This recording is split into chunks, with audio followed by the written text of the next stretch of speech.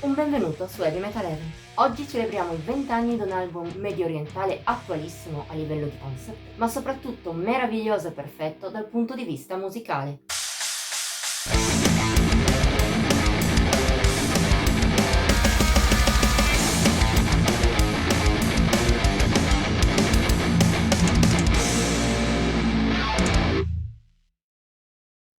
La guerra in Medio Oriente è un tema, o forse proprio il tema, di cui non si fa altro che parlare nelle ultime settimane. Si tratta di un argomento molto divisivo in ogni senso, non solo tra opposte fazioni, ma anche tra tifosi e persone più moderate. Per chi ha scritto questa retrospettiva non dovrebbe essere affatto così. Tutti dovrebbero essere uniti sotto un ideale di pace e di rifiuto dell'odio. Un'idea condivisa ed è probabile, non per coincidenza, anche dal concept dietro all'album di cui oggi celebriamo i 20 anni, ossia Mabul degli Orphaned Land. Parlare di questo disco proprio oggi è una faccenda delicata, nonostante risalga al 23 febbraio del 2004, visto con gli occhi di oggi è di stringente attualità. Lo è soprattutto per il concept, una storia allegorica in cui a grandi linee tre angeli con ciascuno un attributo, la stella di Davide, la mezzaluna e la croce, rappresentanti di ebraismo, islam e cristianesimo, dopo essere stati divisi dalla divinità, cominciano a combattersi. Ma a un certo punto anche essi si rendono conto dei propri errori e si uniscono per avvertire l'umanità di un imminente diluvio, fallendo, o almeno riuscendo solo in parte nel salvarla. È un'allegoria molto forte, che si può applicare anche a quanto sta accadendo oggi, tra cambiamenti climatici, guerre e così via. Ma lo era anche all'epoca, e anche per gli Orphaned Land stessi, che del resto sono da sempre fautori della pace in Medio Oriente. Seppur provenienti da Israele, hanno sempre visto in line-up la convivenza di musicisti musulmani ed ebrei. Da questo punto di vista, Mabul si può quasi vedere come il loro manifesto, ma anche come un monito verso una situazione che, in questi 20 anni, è cambiata solo in peggio, purtroppo.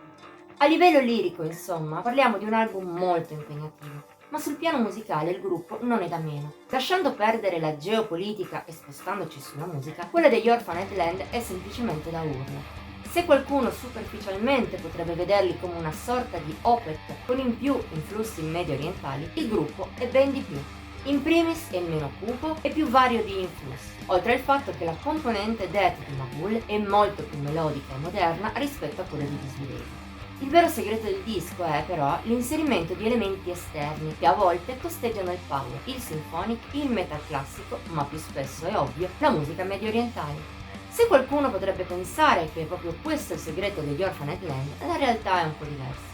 Da un lato è vero che gli israeliani risultano molto esotici, ma non è questo a renderli unici e grandiosi, quanto la loro abilità nel mescolare queste sonorità alla propria musica.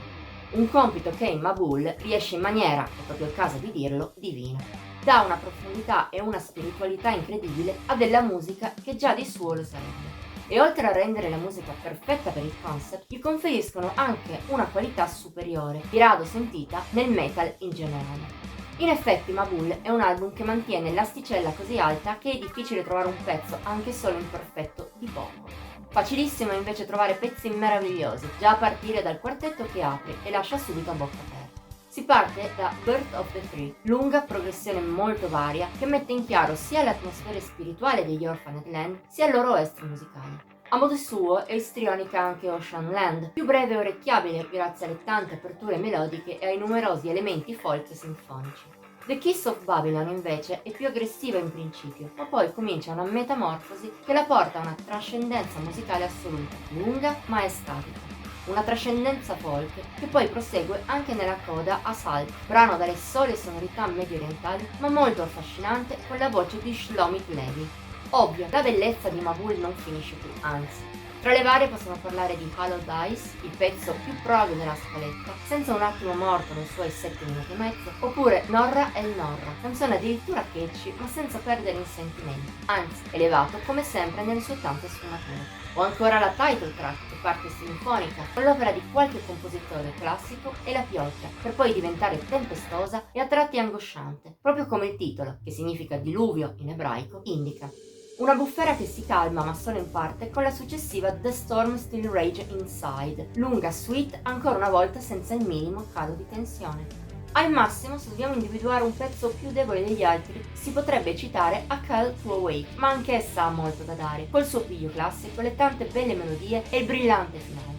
In generale, ogni pezzo all'interno della scaletta, anche quelli che non abbiamo citato, si rivela funzionale al complesso, oltre che mai sotto l'eccellenza. Anche per questo, oltre che per la personalità, il concept, l'ispirazione elevatissima degli Orphaned Land, c'è solo una parola per descrivere Mabul: trascendentali.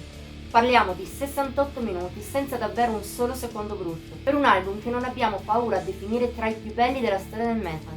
Poi certo, essendo complesso a livello di atmosfere come a livello musicale, forse non è adatto a ogni ascoltatore. Ma se sei disposto a concedergli gli ascolti che merita per entrare al suo interno e non ti spaventa la profondità emotiva e spirituale, recupera a tutti i costi se ancora non l'hai fatto. Mentre se l'hai fatto, unisciti pure a noi nella celebrazione per i 20 anni di un album non solo attualissimo, ma anche meraviglioso come questo.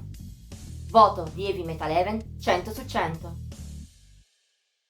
Per questa settimana è tutto. Hai apprezzato la retrospettiva di questo immenso e attualissimo album? Allora puoi metterle il like, condividerla e commentarla.